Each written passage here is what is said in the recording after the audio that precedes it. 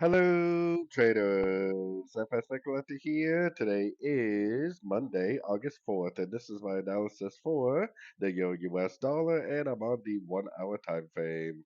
So the Euro dollar made this nice big impulsive move up at non-farm payroll on Friday. Now I would hope to see a pullback.